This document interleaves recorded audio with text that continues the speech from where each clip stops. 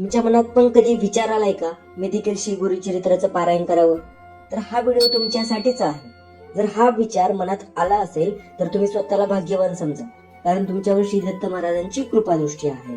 जीवनात असंख्य समस्या वारंवार येत असतील आणि प्रयत्न करून हे मार्ग दिसत नसेल तर विज्ञानासोबत एक आध्यात्मिक आधार तर हवाच ना. मित्रांनो, एकदा तरी पूर्ण श्रद्धेने श्री गुरुचरित्राचं पारायण नक्की करा.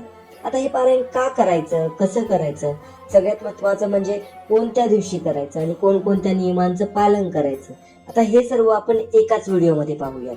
सर्वात आधी पारायण का करायचं, तर मन शांती, एखाद्या समस्येचे निवारण करण्यासाठी, भक्ती व साधना आणि संकल्पपूर्ती या 4 गोष्टींसाठी पारायण केलं जातं.